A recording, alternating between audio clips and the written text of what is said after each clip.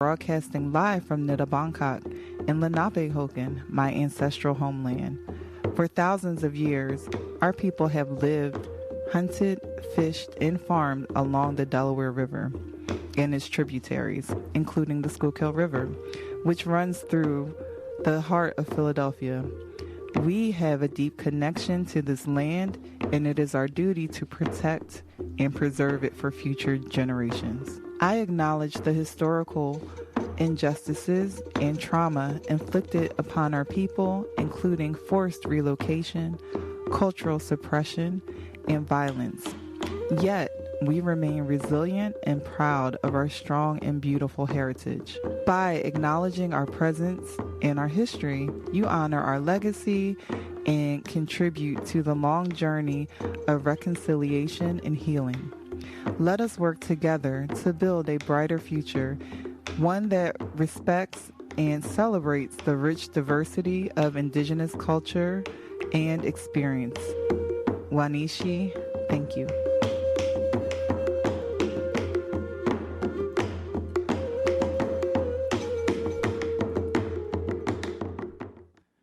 Good day, and welcome to the Save Our Ancestors Indigenous Radio on Germantown Community Radio, 92.9 FM, WGGT LP, and in Philadelphia, online at gtownradio.com, everywhere else.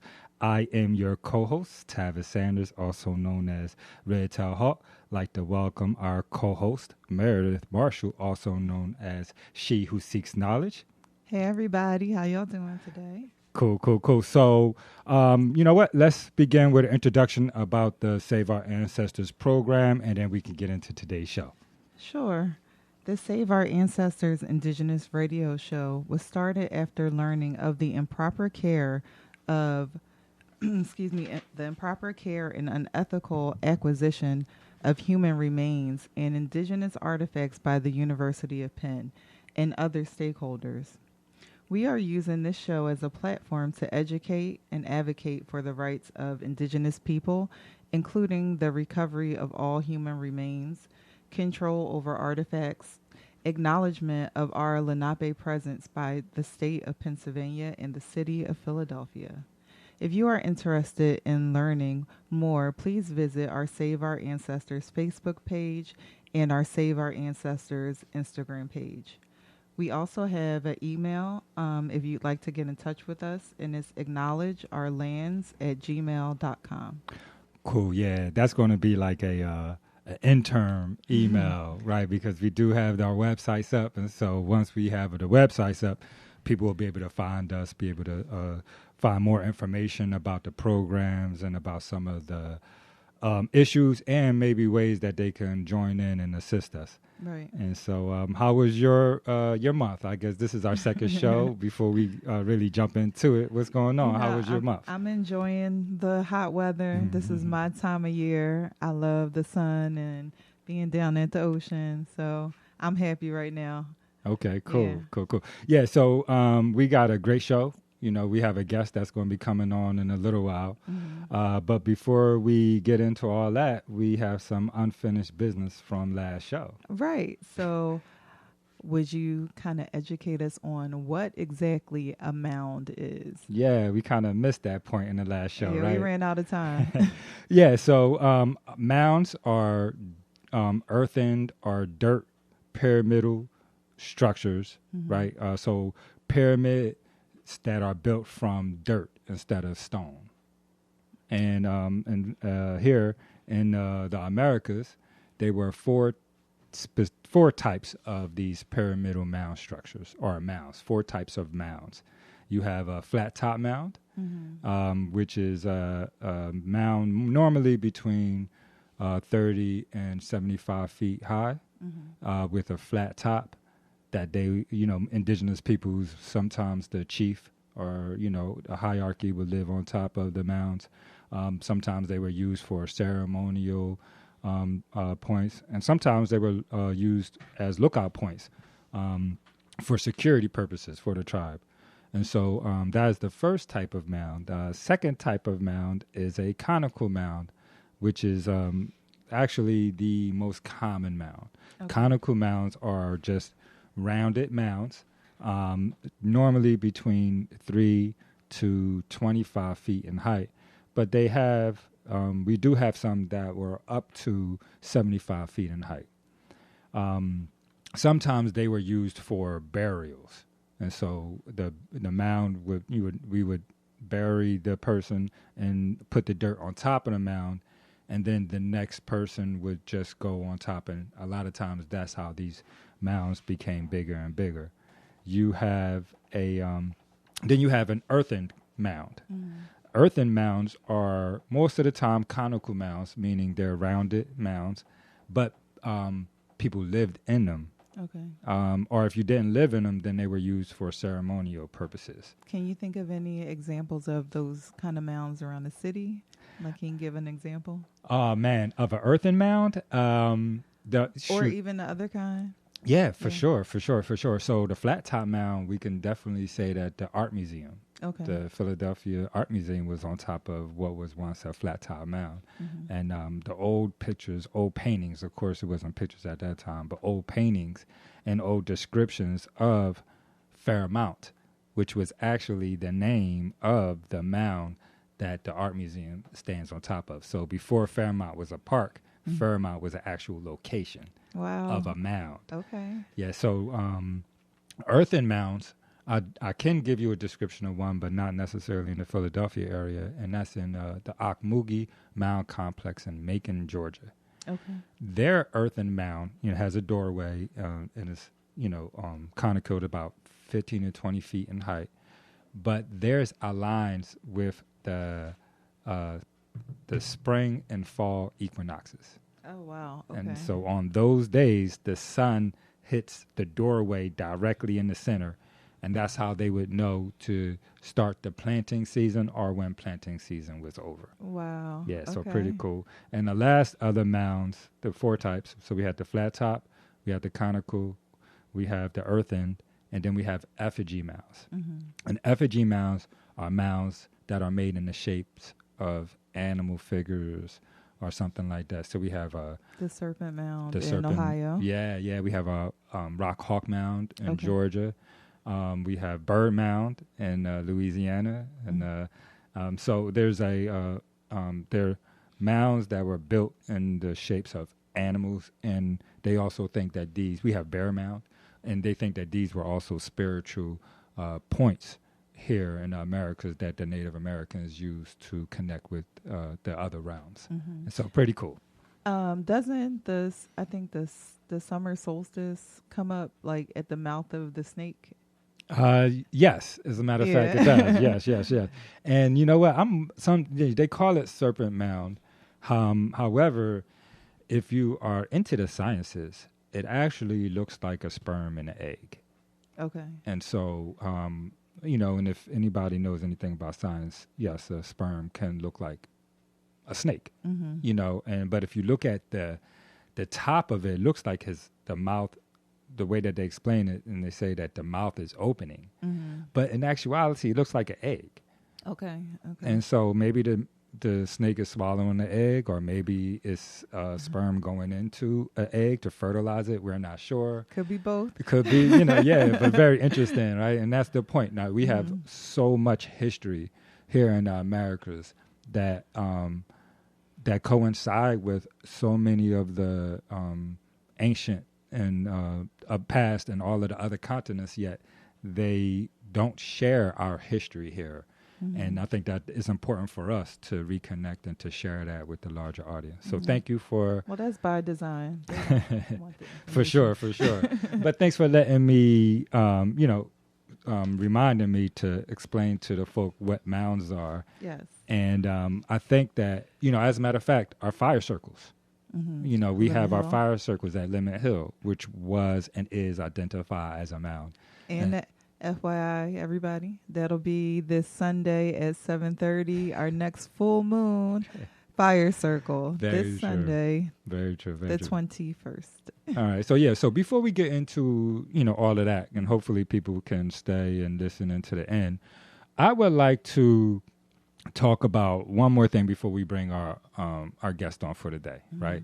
And let's talk about Lemon Hill for a minute, because again, we are using this show as a platform to inform the public, but also engage, right? And because they don't like to acknowledge us indigenous folk here, particularly if we're from here. You know, they'll deal with Native Americans that come from outside of the state all at a time, but they never want to deal with the ones that actually were born and raised here, right? And with that said, we have a little bit of issue with our fire circle. And the issue with our fire circle is that down at Lemon Hill, a traditional Lenape site, they're doing FIFA. They're bringing FIFA into the city, right? And they're also, as a part of that, they're organizing a heritage site. And we're going to have to move because they're going to actually start doing some construction, because Lemon Hill was chosen as a heritage site for FIFA. And the thing is like, wow, y'all just going to ask the original peoples of the land to move out y'all way because y'all want to make some money with this space and y'all want to acknowledge other peoples in this space. And so I just want to, you know, put that out there in the world, you know, and say, wait a second, why we got to move?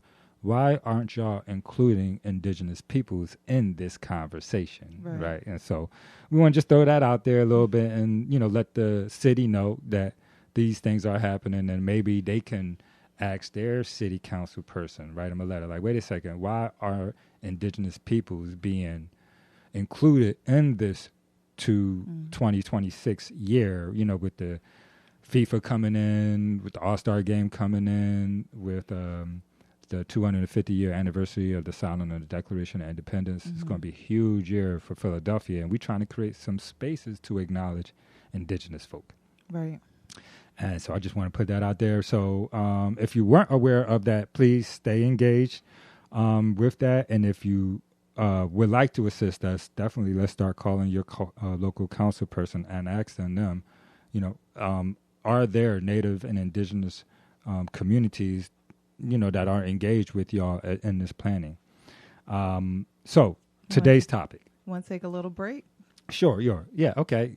Before we take a break, let's talk about today's topic. And when we get back, let's let them know what the topic is. When we get back, we'll introduce our guests and get started. Okay. So go ahead. You can.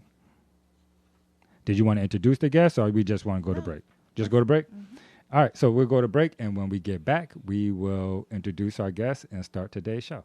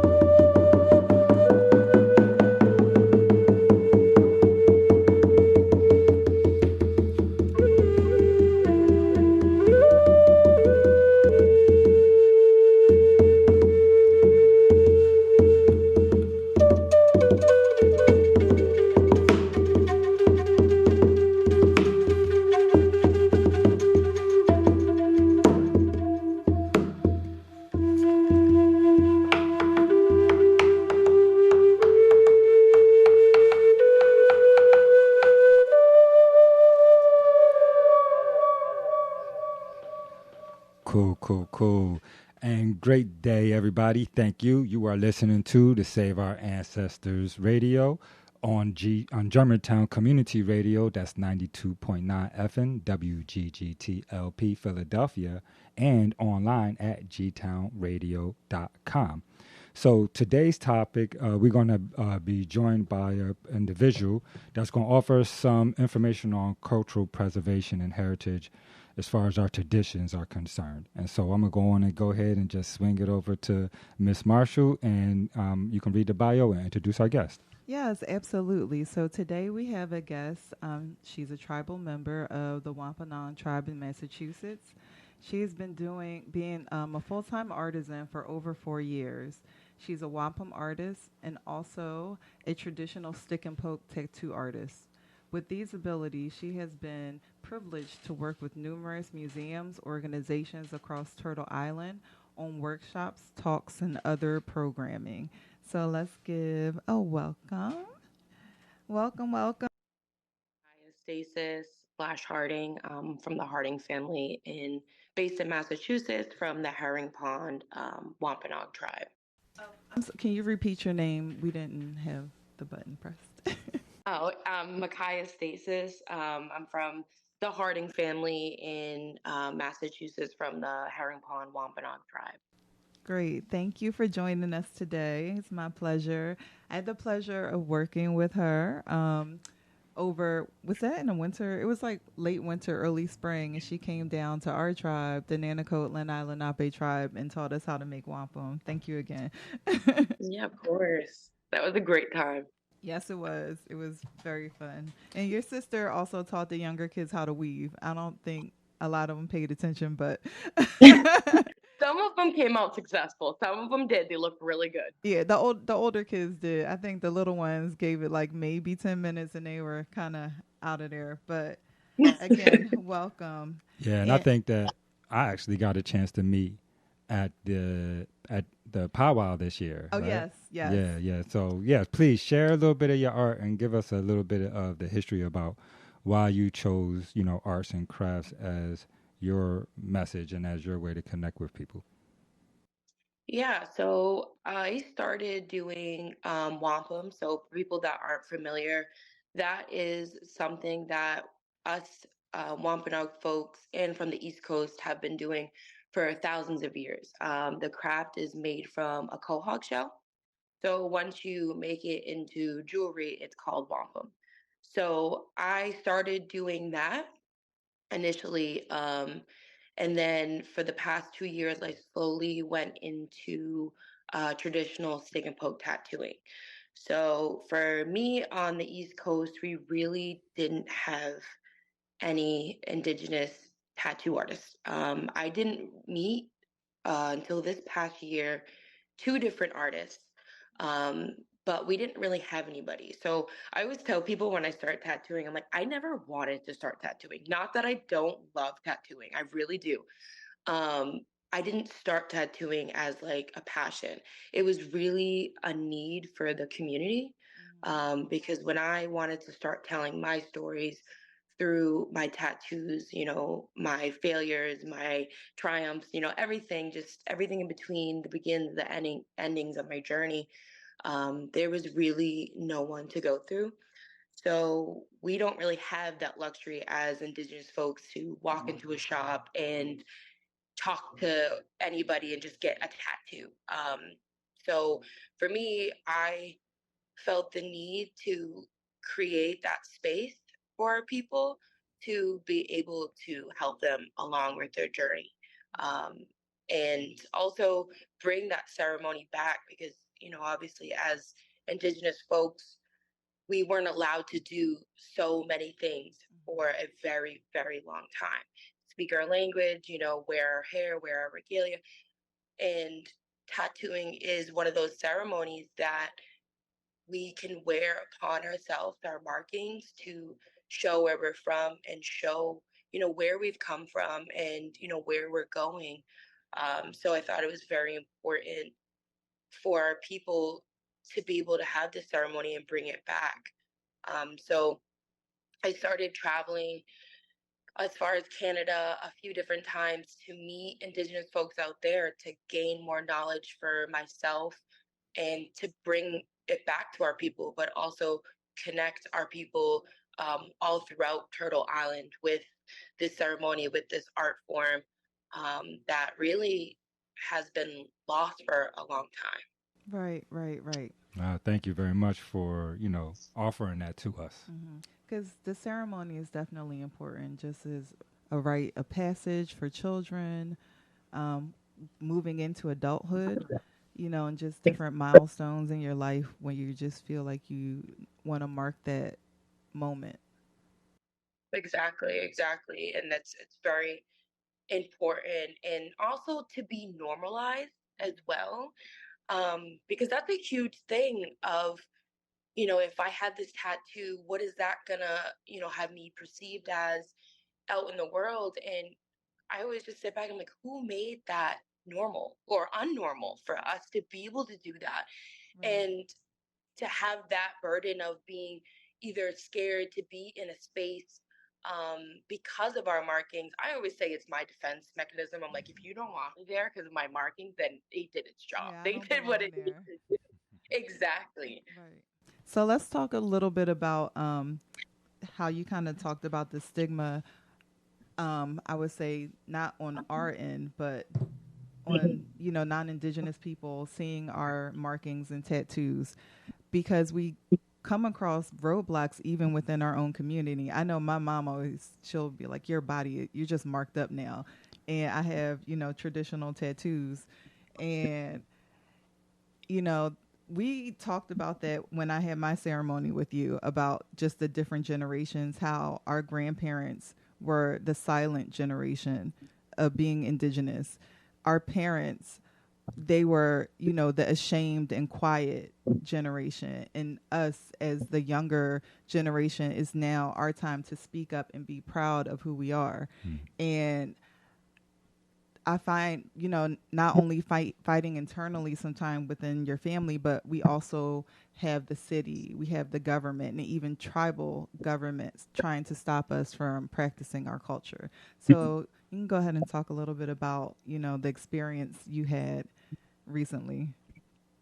Yeah. So there's a few different things in roadblocks that I've dealt with, ones that people may not even realize. And first, starting with the aspect of tattooing. So for us, obviously, it is a ceremonial aspect, and that is a very different view and way than just the normal today of getting a tattoo in a shop. So that lack of understanding and connection is very big between the two worlds for us. So the way that they really stop us from doing that is to even get our license, if we wanted to get our license to do tattooing. So again, like I said, it's not just I'm gonna go become a tattoo artist and start tattooing people. There's a very important ceremonial medicine aspect behind it, where not anybody can just pick up the craft and the art of tattooing, because like again, it is ceremonial. Right. So when you're trying to go get your license, I know in Massachusetts you need 2,500 hours underneath somebody that has their license that's in a shop. And for me, I don't want to be in a shop. I don't want to be under anybody that's not Indigenous, because one, they're not going to understand what I'm even talking about, the medicine behind it. Um, so it really makes it difficult for us Indigenous folks to even start doing this. So I know for me and a lot of people that I have met along the way, we tattoo under our rights of ceremony. So we have that law for us Indigenous folks to practice our ceremony freely. So that's what I tattoo under, and that can get sticky and tricky depending on where you are.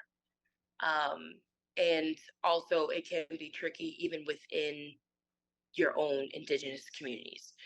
Right. So I know for me, they, even though some of us are federally recognized communities, sometimes we are scared to really Get to really traditional. yeah, it basically really with being still under the thumb of the government, we still kind of tiptoe on things, and we honestly need to stand together as people to be like, this is our rite of passage to do as Indigenous folks, and make it understood. Right. Because of that lack of understanding, it makes it difficult to proceed, especially within our own communities, not understanding that ceremony, because we are unfortunately so colonized in a lot of ways, even brainwashed from the stuff that we have been put through.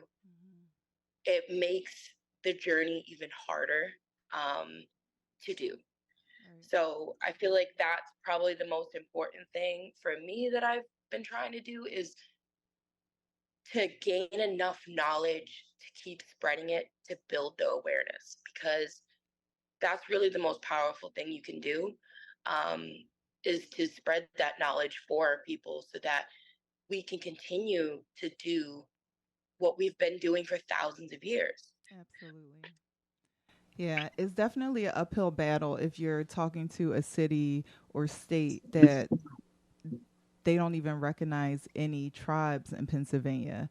So my tribe is in Jersey. So then you'll have, like in our situation with the park, we had Parks and Recs called on us 3 times.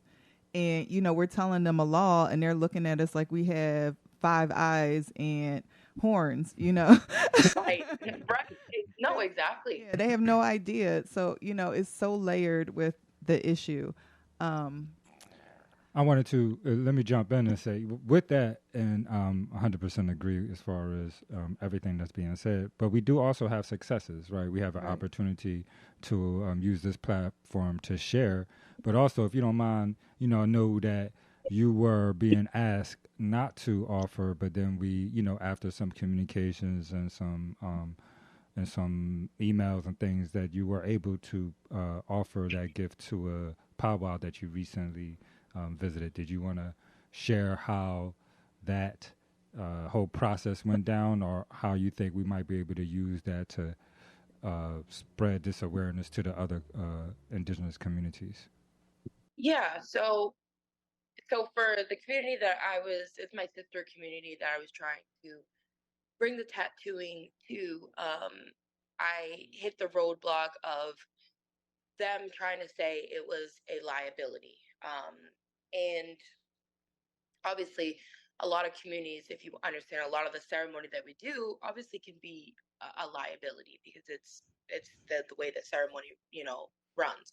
Especially if people are familiar with, or probably haven't heard of, fireball, which is something that we take a ball that had been soaked in kerosene and we light it on fire, and you play for the people that need that medicine, and the point is for you to get burnt. That's how our ceremony works. So obviously, things like that are going to be somewhat of a liability.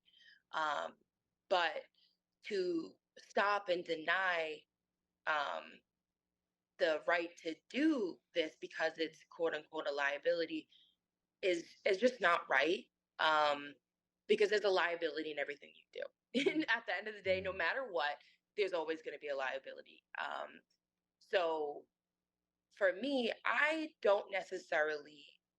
try not to tattoo non-Indigenous folks. And it's not because I have anything against them. It's simply us as Indigenous people don't have enough for ourselves. I feel like we constantly are giving a lot of ourselves away to please other people around us, or even to be in spaces that we want to be. Um, so for me, I'm like in Massachusetts, I'm like, there is over 10,000 tattoo artists that you can go to. I'm trying to keep this for my people, for us. because the tattooing itself is is very draining, and not in a necessarily like a negative way, but you are transferring a lot of medicine and a lot of energy between that person, and that person is really putting their trust into you, And you have to come there completely vulnerable and open and in a good state, because that's the only way that medicine can really be pure and be open, is by doing it that way. So I try to keep that for my people. So for me to be offering the tattoos at the powwow was really only for the Indigenous people that I had been talking to. There were people that were going through mourning that they had lost somebody, or that they were just trying to close a chapter in their life, or begin a new one. And that tattoo was for them to keep going on their journey. So because of the lack of understanding, the lack of knowledge, um, and the ceremony aspects of the tattooing, it was stopped so that I couldn't do that for our people. And that was very difficult for me. It was very hard. And it wasn't because I was necessarily sad for myself. I was sad for the people that I couldn't give that medicine to that needed it. Um, so that was pretty difficult for me. So I had to sit with some of my medicine men to talk to them, and figure out how to deal with that and to move around that. And luckily, I have a ton of beautiful people that I've met that allowed me a safe space to tattoo people that needed it. And I took them in and I did that. And for my tattoos, I did it through trade only. So there was no money being exchanged. It was only medicine for medicine. The things that they had made or that were personal to them, they gifted me. And we traded that medicine and we kept it in the old ways, like we've always done for thousands of years, to keep that pure. Right. I love that. So we're going to take a little break. And before we go, when we come back, I want to discuss a little bit of how, colonialism has crept so deep in our culture, whether we want to admit it or not. And then we can talk about a little bit of when I had my session with you, if you don't mind. Okay? Yeah, that's perfect. All right, we'll be right back with more Save Our Ancestors on Germantown Radio, 92.9 FM, WGGT LP.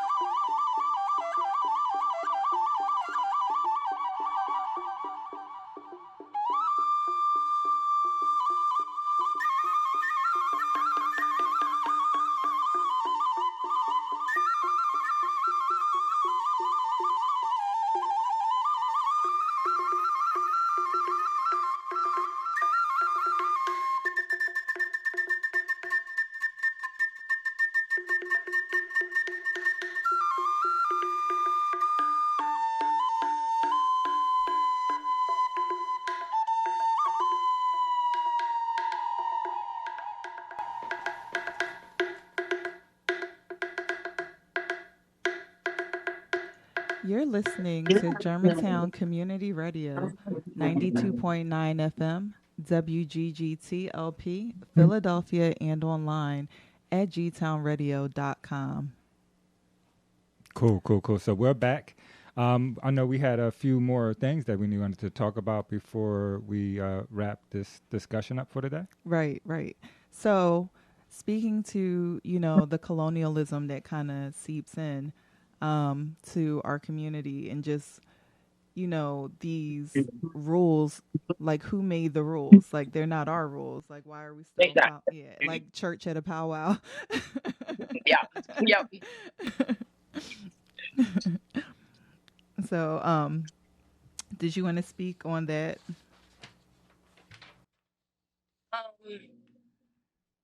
So yeah, I guess basically with the tattooing, I feel like that's one of the big hopes too, is to steer away from that as much as we can, and just to normalize things. I would say one of the that has to relate to this is that one of the best things that I have seen since I started tattooing is the normalizing of face tattoos. So I have seen and I have done quite a few people their face tattoos, and it's funny because every single person that I have done has said the same thing, where it said it's felt like it's always supposed to have been there since I was born.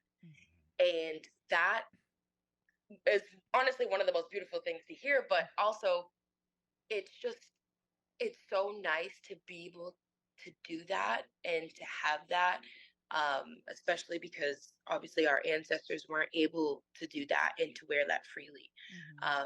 So to honestly get that colonization of that out of there um, is really awesome to see, and to kind of take away, and to also see that these people in these corporate jobs are able to wear them freely, and yeah, I think that's really been the most beautiful thing that I've seen so far, and to try to get away from that colonization. Obviously, there is still a lot of it that goes on within the communities that we need to work on, and but a lot of it is just really just stuck in us, and we really don't have much of a choice, or even if we don't realize it. I think that's where the re-education needs to come in, and we need to start with our children, and just keep that connection and teach them their culture in the old ways, so they don't have that fear that our parents had, with themselves and their own children. And I feel like I did my own face tats, but when I showed my sons, they stared at me for like a minute or two and was like, "What?" And I'm like, you don't see the tattoo on my face." And they were like, "Oh." They were just, it looked so natural. They liked it. They was like, "Oh, we like it," but we didn't even notice it fits you. So definitely to the face tats. And I love the tattoo you did for me on my leg.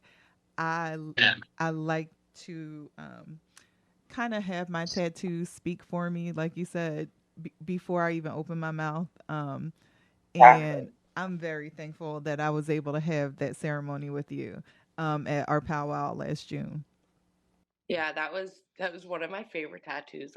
I love that tattoo so much, um, and it just makes me so happy to be a part of those journey, for people, and to be able to bring them that. Um, it's honestly, there's no better feeling than being able to do that, because I know when I got mine done, I I didn't get that ceremony that I wanted, because I did have to go to a regular shop, and it just wasn't the same. So for me to be able to create that space for people, uh, to have that and to do that is honestly one of the biggest blessings that I could ask for. And that's why I try so hard to get as much knowledge as I can, because obviously I can learn something new every day. And to bring that to our people, I feel like is so important. And like you were saying with the kids, and bringing that and starting that at such a young age so that it's normal for them. Right. So that's something that are like, what are you talking about? Like, that's how we always do it. That's how it's supposed to be. But also teaching the youth, and not just the youth, but always asking why. Right. Like, why? Why does it have to be that way? Who said that? Who created that? And just not being scared to do that, because there are so many rule or quote unquote rules or things that we do, and it's like, why do we do it that way? It doesn't make sense. So just to be able to do that, and to create that, especially for the younger generation, to normalize it and have them not be scared, and just to walk tall and who they are, is the most important thing that we really can do for them. Mm-hmm. Well, I'm thankful for you that I was able to have that ceremony with you. It was so beautiful. It was super early in the morning. It was quiet. And, we kind of watched the sun come up. And you would think it would hurt more to have a stick and poke, but I fell asleep during You did. my thigh tattoo. It really does hurt less, but also too, it's I know on my end, but it's so nice to be able to have that energy transfer with that person. It's a lot more personal that way than doing a gun. I feel like, just because I'm the machine, just the energy is just so much different, and it just almost makes you feel refreshed after it. Mm-hmm. And it was also nice to be able to tattoo on your own lands, and to be at home while you do that, and to get that. So that was really awesome, and I'm glad that you were able to have that experience for yourself. Yes, thank you. I'm so grateful, and I can't wait to add more. I already told you I'm ready for Like, another one. yeah. Well, you know what? Before we're getting close to wrapping it up for this show, and before we wrap it up, I wanted to give you a moment for you to be able to share any information that you would like to share with the public, how to contact you, social media, or any messages. Also, any messages that you might like to share with the audience. Yeah, so like I said earlier, I am based in Massachusetts. I do travel. I try to travel as much as I can, because, again, we don't have really many tattoo artists, Indigenous tattoo artists. So I try to travel around to create safe spaces for us folks to be able to get our markings for our journey. And on social media, on Facebook's probably the easiest to find me, is Red Rock Designs. That's where you can find it. But also, too, if you're going to be getting tattoos, make sure the person that you're with is in a good state, is and they're able to be your safe space, because that is very important when it comes to your markings, because they are very special. They are sacred, and don't let anybody tell you otherwise. If you don't feel comfortable with that person, it doesn't feel right, then don't do it, because those are really important parts of our journey, and everybody deserves to have their ceremony the way that they want it and need it, and to have that safe space.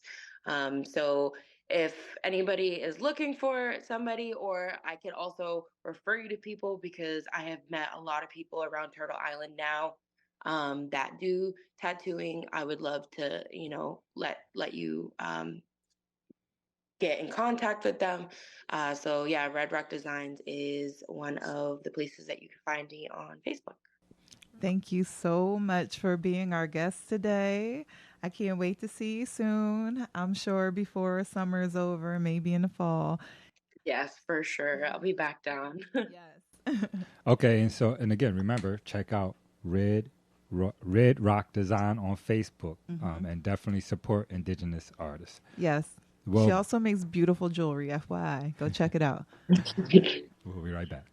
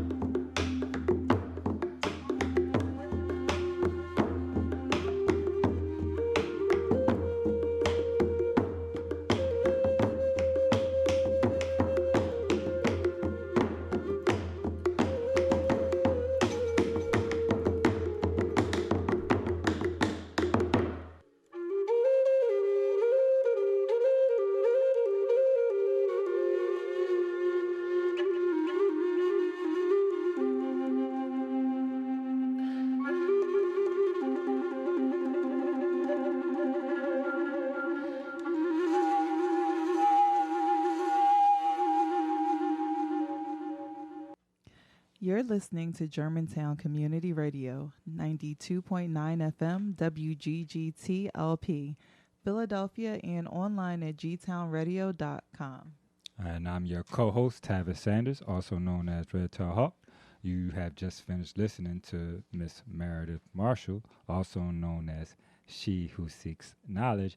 And we definitely like to ask y'all to support our guest. So please check her out on Facebook at Red Rock Design. Yeah, Red Rock Design. Right. And so again, you're listening to the Save Our Ancestors Indigenous Radio. We started this after learning of the improper care and unethical acquisition of human remains and indigenous artifacts by the University of Penn and other stakeholders.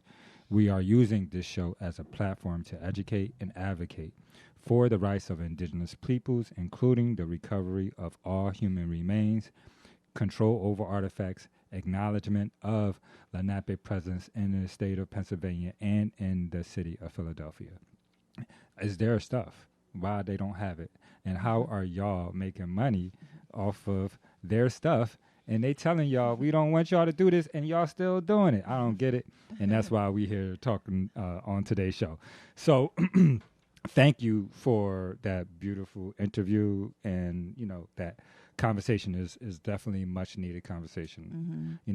I know the artist spoke a lot about tattooing, but it's about the art in general. It's right? about the culture, the freedom to practice our culture. And, you just see indigenous people running into the same problem, repeatedly because it's a lack of awareness. So we can use this platform to kind of be the start of the conversation for the community, for the city, for the state to understand that, we have laws that protect us to practice our culture freely. Yeah, I mean, it's not 1600 anymore, right? It's 2024. Like, really, what's going on? And interesting enough, the conversation actually was a little bit different than what we thought it was going to be, because her tribe did finally allow her to tattoo, right?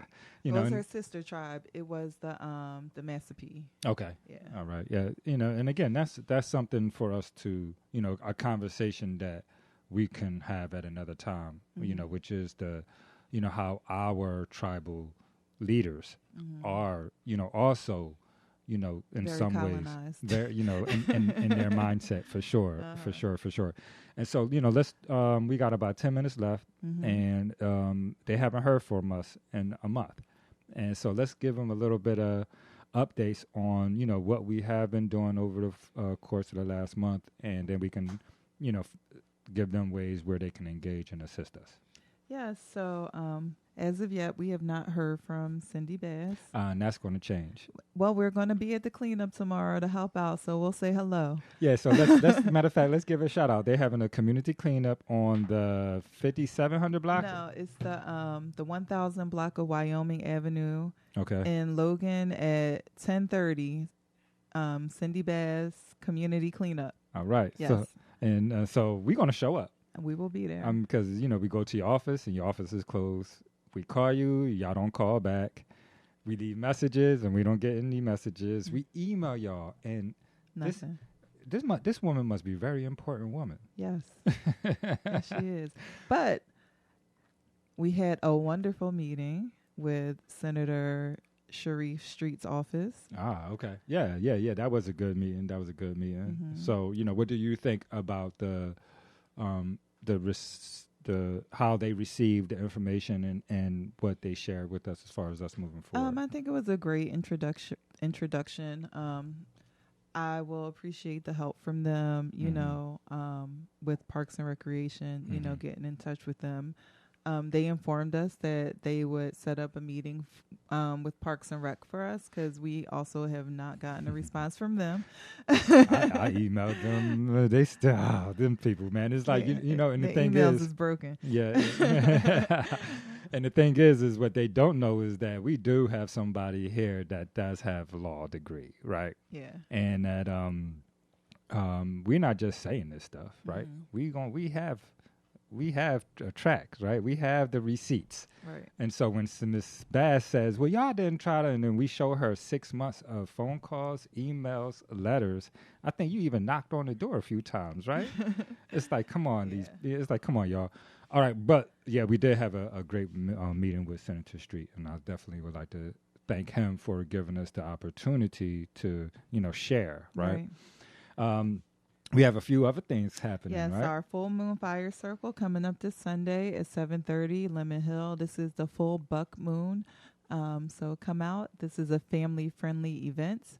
You can go to Save Our Ancestors on Instagram or join our group on Facebook, and we post regularly about upcoming events.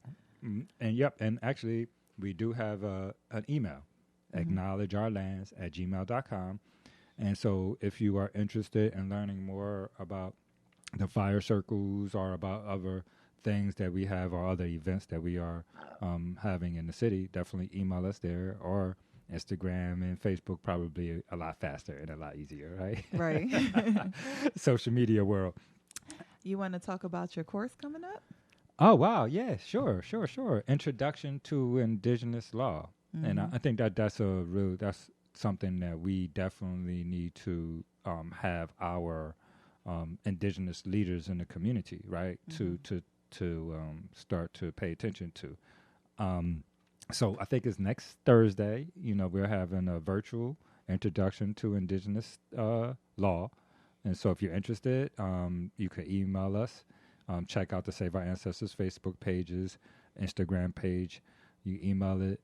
You'll see the flyers there, or all of the good stuff. But basically, why are all of these things in our way as indigenous peoples? And they don't feel right to us, mm-hmm. right? But they're there. Mm-hmm. Is there a way for us to actually remove the colonization, from us, from our world, from how we conduct our businesses, and reestablish something that's more in alignment with indigenous principles? Mm-hmm. And there is. The United States isn't teaching us that, and they never will teach us how to usurp their authority when it comes to our land rights, our heritage rights, our ceremonial rights. Mm-hmm. And so my aim is to try to start to share that with the indigenous communities as a whole. Yeah, so if you're listening and you'd like to join and get some information, or know any indigenous leaders that you think would benefit from this is a great opportunity. Yeah, cool. So we have about 5 more minutes left, and we have 2 more things to discuss, right? Mm-hmm. And so definitely we'll talk about, matter of fact, how about we bring the FIFA conversation in next month, when we talk about, them about to do a lot of building down on Boathouse Road and around Lemon Hill, around the Art Museum, mm-hmm. and how they basically telling us, oh, well, y'all about to, somebody from Parks and Recs was like, oh, y'all down there? Oh, well, we're about to start this, so y'all need to find a new space. Excuse me? And we actually are being very nice. Yes. It's, I have had to take the city of Philadelphia to court before, on a couple times, and we don't lose. We are indigenous peoples. We're not going to be going into court for nothing. And so when we go to court, we're going to make sure we win. And these people are like trying to force us. I don't get it. I think it's a lack of knowledge, because, again, there's no recognized tribes in PA, Philly, so they don't run into that. Just the issue doesn't come up, especially, having a Lenape tribal member, mm-hmm. and this is my ancestral homeland, that doesn't come up often. So you get to the point, it's like talking to a brick wall, because they don't even know what you're speaking of or know of the laws that protect us, mm-hmm. To practice our culture and ceremony freely. So it's about time. It's gotta start knocking on doors, kicking down doors. Yeah, for sure. However, with that said, we do know that they are hearing us, mm-hmm. right? And that we have had some really good conversations with some people that work for the city and for the state of Pennsylvania, and we hope that those conversations will continue. Yes. Did you It's almost time to end it. Did you want to say anything? Do you have a message for our community before we leave today? Just everybody stay safe and enjoy your weekend. Come out and see us on Sunday if you can make it to our fire circle. We will be out there from 7:30 to about 9:30, 10 o'clock.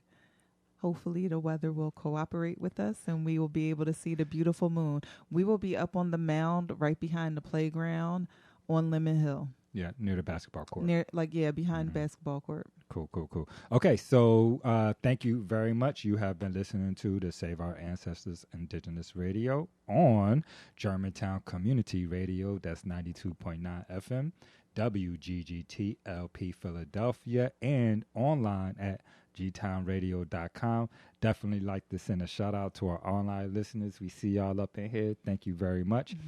My name is Tavis Sanders, also known as Red Tail Hawk. And I'm Meredith, she who seeks knowledge. Thanks for listening. All right. And so I guess we'll close it out with some nice sounds. Yes. See y'all next time. 1.